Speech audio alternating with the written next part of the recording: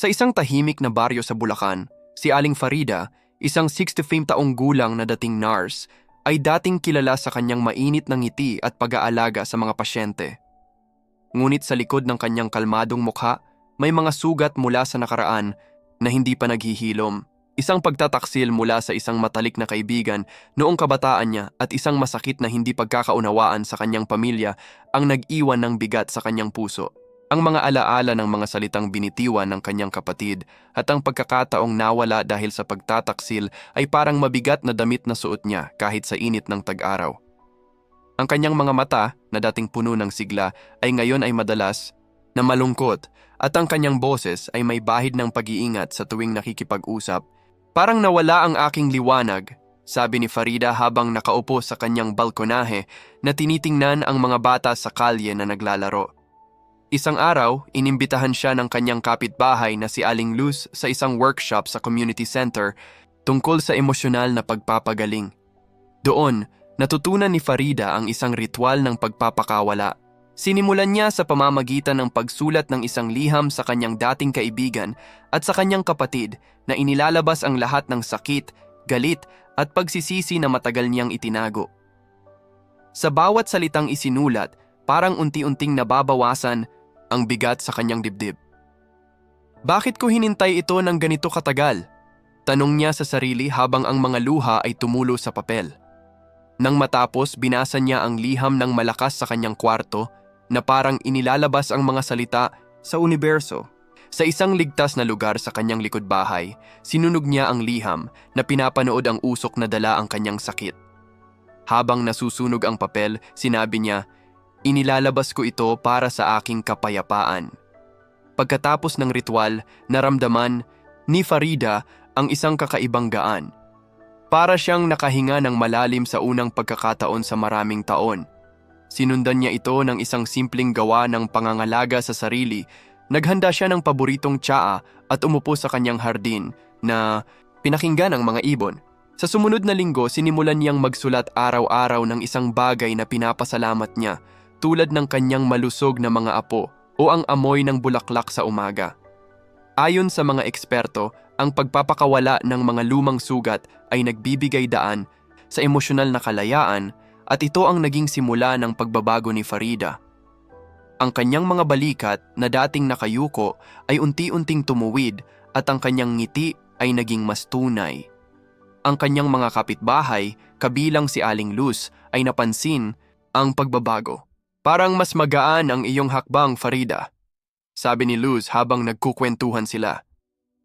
Ang dating guarded na boses ni Farida ay naging mas bukas at ang kanyang mga mata ay muling kumikinang. Hindi lamang ang kanyang sarili ang nakinabang.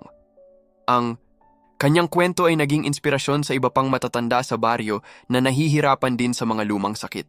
Si Farida ay nagsimulang magbahagi ng kanyang ritual sa iba na tinutulungan silang magsulat ng kanilang mga liham at maghanap ng kapayapaan. Ang kanyang balkonahe, na dating lugar ng kalungkutan, ay naging espasyo ng pag-uusap at pagpapagaling.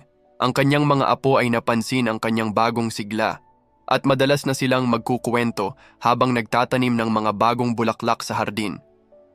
Ang ritual ng pagpapakawala ay hindi lamang nagbigay sa kanya ng kalayaan, kundi nagbigay daan din sa kanya na muling makipag-ugnayan sa kanyang komunidad. Si Farida, na dating nababalot ng sakit ng nakaraan, ay ngayon ay isang liwanag na nagbibigay inspirasyon na nagpapatunay na ang pagpapatawad sa sarili at sa iba ay ang unang hakbang tungo sa muling pagtuklas ng kagandahan ng puso. Sa baryo ng Bulacan, kung saan muling natuklasan ni Aling Farida ang kanyang inner light sa pamamagitan ng pagpapakawala ng mga lumang sugat, ang kanyang bagong sigla ay nagbigay inspirasyon sa iba, kabilang si Aling Shabana, isang 20 taong gulang na dating guro. Si Shabana ay dating kilala sa kanyang husay sa pagtuturo, ngunit sa paglipas ng mga taon, ang kanyang puso ay napuno ng inggit sa mga nakababatang babae sa baryo, mga babaeng may makulay na karera o masiglang enerhiya. Ang bawat pagkakataong makita ang tagumpay ng iba, tulad ng bagong negosyo ng kanyang kapitbahay o ang kagandahan ng isang batang guro, ay nagdudulot ng hapdi sa kanyang dibdib. Bakit sila pa ang nagniningning? Tanong niya sa sarili habang nakaupo sa kanyang lumang silya, ang kanyang mukha ay puno ng pait. Ang kanyang inggit ay nag-iwan ng anino sa kanyang dating mainit na personalidad na ginawa siyang mas tahimik. At malayo sa mga kaibigan, isang araw, habang dumalo si Shabana sa isang pagtitipon sa community center kasama si Aling Farida, napansin niya ang kakaibang liwanag sa mukha ng kanyang kaibigan. Si Farida, na dating nababalot ng kalungkutan, ngayon ay puno ng kumpiyansa na nagbabahagi ng kanyang kwento ng pagpapagaling. Ang tagumpay ni Farida ay nagbigay inspirasyon kay Shabana na baguhin ang kanyang pananaw. Sa workshop, natutunan niya ang kapangyarihan ng pagpupuri sa iba. Sa halip na magmalaki o magkumpara, hinikayat siya ni Aling Luz, ang organizer, na subukang purihin ang isang babae sa baryo. Sa una, nag-aalangan si Shabana. "Paano ko sasabihin iyon nang hindi naiilang?" Tanong niya, ang kanyang boses ay puno ng pag-aalinlangan. Ngunit naglakas loob siya. Isang umaga, lumapit siya sa isang batang guro na si Clara at sinabi, "Ang husay mo sa pagtuturo kahapon, Clara. Ang iyong enerhiya ay talagang nakaka-inspire." Ang ngiti ni Clara ay nagbigay ng kakaibang init kay Shabana na parang isang liwanag ang sumindi sa kanyang puso. Mula noon, nagtakda si Shabana ng layunin na purihin ang 3 babae bawat linggo. Sa bawat papuri, mula sa "ang ganda ng iyong hardin, Luz" hanggang sa "ang dedikasyon mo sa pamilya ay talagang kahanga-hanga, Maria", napansin niya ang pagbabago sa kanyang pakiramdam. Ang inggit na dating sumasakop sa kanya ay unti-unting napalitan ng pagpapahalaga. Ayon sa mga eksperto, ang pagpupuri sa iba ay nagdudulot ng positibong ripple effect na nagpapalakas ng koneksyon at kumpiyansa. Ang mga kaibigan ni Shabana, kabilang si Farida, ay napansin ang kanyang bagong init. "Parang mas magaan ang iyong ngiti, Shabana," sabi ni Farida habang nagkukwentuhan sila sa balkonahe. Ang dating malayong guro ay ngayon ay mas bukas, na nagbabahagi ng tawa at kwento sa iba. Ang kanyang bagong gawi ay hindi lamang nagpabuti sa kanyang mga relasyon, kundi nagbigay din ng layunin sa kanyang buhay. Sumali si Shabana sa isang grupo ng kababaihan sa community center na tinulungan siyang maging leader sa mga aktibidad tulad ng pag-oorganisa ng mga pagtitipon. Ang kanyang mga papuri ay naging inspirasyon sa iba na naghikayat sa kanila na magbahagi rin ng positibong salita. Ang baryo, na dating puno ng tahimik na kompetisyon, ay naging lugar ng pagkakaibigan at suporta. Si Aling Farida, na unang nagbigay inspirasyon kay Shabana, ay laging nandyan para suportahan siya at ang kanilang pagkakaibigan ay lumalim. Si Shabana, na dating nababalot ng inggit, ay ngayon ay isang liwanag na nagbibigay inspirasyon, na nagpapatunay na ang pagpupuri sa iba ay hindi lamang nagpapalakas sa kanila, kundi nagbibigay din ng kagandahan sa sarili. Ang kanyang ngiti, na dating napipigilan ng pait, ay ngayon ay sumisikat, na parang sinasabi sa mundo na ang tunay na kagandahan ay nagmumula sa isang bukas na puso. Sa isang tahimik na baryo sa Bulacan, si Aling Farida, isang 55 taong gulang na dating nurse, ay dating kilala sa kanyang mainit na ngiti at pag-aalaga sa mga pasyente. Ngunit sa likod ng kanyang kalmadong mukha, may mga sugat mula sa nakaraan na hindi pa naghihilom. Isang pagtataksil mula sa isang matalik na kaibigan noong kabataan niya at isang masakit na hindi pagkakaunawaan sa kanyang pamilya ang nag-iwan ng bigat sa kanyang puso. Ang mga alaala ng mga salitang binitiwan ng kanyang kapatid at ang pagkakataong nawala dahil sa pagtataksil ay parang mabigat na damit na suot niya kahit sa init ng tag-araw. Ang kanyang mga mata na dating puno ng sigla ay ngayon ay madalas na malungkot at ang kanyang boses ay may bahid ng pag-iingat sa tuwing nakikipag-usap. "Parang nawala ang aking liwanag," sabi ni Farida habang nakaupo sa kanyang balkonahe na tinitingnan ang mga bata sa kalye na naglalaro. Isang araw, inimbitahan siya ng kanyang kapitbahay na si Aling Luz sa isang workshop sa community center tungkol sa emosyonal na pagpapagaling. Doon, natutunan ni Farida ang isang ritual ng pagpapakawala. Sinimulan niya sa pamamagitan ng pagsulat ng isang liham sa kanyang dating kaibigan at sa kanyang kapatid na inilalabas ang lahat ng sakit, galit at pagsisisi na matagal niyang itinago. Sa bawat salitang isinulat, parang unti-unting nababawasan ang bigat sa kanyang dibdib. "Bakit ko hinintay ito ng ganito katagal?" Tanong niya sa sarili habang ang mga luha ay tumulo sa papel. Nang matapos, binasa niya ang liham ng malakas sa kanyang kwarto, na parang inilalabas ang mga salita sa universo.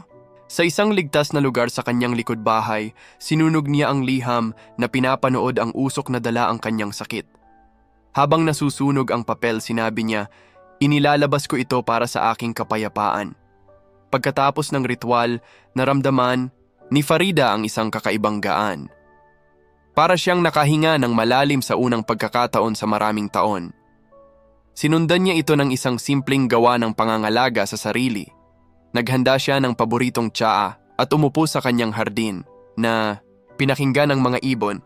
Sa sumunod na linggo, sinimulan niyang magsulat araw-araw ng isang bagay na pinapasalamat niya, tulad ng kanyang malusog na mga apo o ang amoy ng bulaklak sa umaga. Ayon sa mga eksperto, ang pagpapakawala ng mga lumang sugat ay nagbibigay daan sa emosyonal na kalayaan at ito ang naging simula ng pagbabago ni Farida. Ang kanyang mga balikat na dating nakayuko ay unti-unting tumuwid at ang kanyang ngiti ay naging mas tunay. Ang kanyang mga kapitbahay, kabilang si Aling Luz, ay napansin ang pagbabago. "Parang mas magaan ang iyong hakbang, Farida," sabi ni Luz habang nagkukwentuhan sila. Ang dating guarded na boses ni Farida ay naging mas bukas at ang kanyang mga mata ay muling kumikinang. Hindi lamang ang kanyang sarili ang nakinabang, ang kanyang kwento ay naging inspirasyon sa iba pang matatanda sa baryo na nahihirapan din sa mga lumang sakit. Si Farida ay nagsimulang magbahagi ng kanyang ritual sa iba na tinutulungan silang magsulat ng kanilang mga liham at maghanap ng kapayapaan. Ang kanyang balkonahe na dating lugar ng kalungkutan ay naging espasyo ng pag-uusap at pagpapagaling. Ang kanyang mga apo ay napansin ang kanyang bagong sigla at madalas na silang magkukwento habang nagtatanim ng mga bagong bulaklak sa hardin. Ang ritual ng pagpapakawala ay hindi lamang nagbigay sa kanya ng kalayaan kundi nagbigay daan din sa kanya na muling makipag-ugnayan sa kanyang komunidad. Si Farida na dating nababalot ng sakit ng nakaraan ay ngayon ay isang liwanag na nagbibigay inspirasyon na nagpapatunay na ang pagpapatawad sa sarili at sa iba ay ang unang hakbang tungo sa muling pagtuklas ng kagandahan ng puso. Sa baryo ng Bulacan, kung saan muling natuklasan ni Aling Farida ang kanyang inner light sa pamamagitan ng pagpapakawala ng mga lumang sugat, ang kanyang bagong sigla ay nagbigay inspirasyon sa iba, kabilang si Aling Shabana, isang tiruping taong gulang na dating guro. Si Shabana ay dating kilala sa kanyang husay sa pagtuturo, ngunit sa paglipas ng mga taon, ang kanyang puso ay napuno ng inggit sa mga nakababatang babae sa baryo. Mga babaeng may makulay na karera o masiglang enerhiya. Ang bawat pagkakataong makita ang tagumpay ng iba tulad ng bagong negosyo ng kanyang kapitbahay o ang kagandahan ng isang batang guro ay nagdudulot ng hapdi sa kanyang dibdib. Bakit sila pa ang nagniningning? Tanong niya sa sarili habang nakaupo sa kanyang lumang silya, ang kanyang mukha ay puno ng pait. Ang kanyang inggit ay nag-iwan ng anino sa kanyang dating mainit na personalidad na ginawa siyang mas tahimik at malayo sa mga kaibigan. Isang araw, habang dumalo si Shabana sa isang pagtitipon sa community center kasama si Aling Farida, napansin niya ang kakaibang liwanag sa mukha ng kanyang kaibigan. Si Farida, na dating nababalot ng kalungkutan ngayon ay puno ng kumpiyansa na nagbabahagi ng kanyang kwento ng pagpapagaling. Ang tagumpay ni Farida ay nagbigay inspirasyon kay Shabana na baguhin ang kanyang pananaw. Sa workshop, natutunan niya ang kapangyarihan ng pagpupuri sa iba. Sa halip na magmalaki o magkumpara, hinikayat siya ni Aling Luz, ang organizer, na subukang purihin ang isang babae sa baryo. Sa una, nag-aalangan si Shabana. "Paano ko sasabihin iyon nang hindi naiilang?" Tanong niya, ang kanyang boses ay puno ng pag-aalinlangan, ngunit naglakas loob siya. Isang umaga, lumapit siya sa isang batang guro na si Clara at sinabi, "Ang husay mo sa pagtuturo kahapon, Clara. Ang iyong enerhiya ay talagang nakaka-inspire." Ang ngiti ni Clara ay nagbigay ng kakaibang init kay Shabana na parang isang liwanag ang sumindi sa kanyang puso. Mula noon, nagtakda si Shabana ng layunin na purihin ang 3 babae bawat linggo. Sa bawat papuri, mula sa "ang ganda ng iyong hardin, Luz" hanggang sa "ang dedikasyon mo sa pamilya ay talagang kahanga-hanga, Maria", napansin niya ang pagbabago sa kanyang pakiramdam Ang inggit na dating sumasakop sa kanya ay unti-unting napalitan ng pagpapahalaga. Ayon sa mga eksperto, ang pagpupuri sa iba ay nagdudulot ng positibong ripple effect na nagpapalakas ng koneksyon at kumpiyansa. Ang mga kaibigan ni Shabana, kabilang si Farida, ay napansin ang kanyang bagong init. Parang mas magaan ang iyong ngiti, Shabana, sabi ni Farida habang nagkukwentuhan sila sa balkonahe. Ang dating malayong guro ay ngayon ay mas bukas na nagbabahagi ng tawa at kwento sa iba. Ang kanyang bagong gawi ay hindi lamang nagpabuti sa kanyang mga relasyon, kundi nagbigay din ng layunin sa kanyang buhay. Sumali si Shabana sa isang grupo ng kababaihan sa community center na tinulungan siyang maging leader sa mga aktibidad tulad ng pag-oorganisa ng mga pagtitipon. Ang kanyang mga papuri ay naging inspirasyon sa iba na naghikayat sa kanila na magbahagi rin ng positibong salita. Ang baryo na dating puno ng tahimik na kompetisyon ay naging lugar ng pagkakaibigan at suporta. Si Aling Farida na unang nagbigay inspirasyon kay Shabana ay laging nandyan para suportahan siya at ang kanilang pagkakaibigan ay lumalim.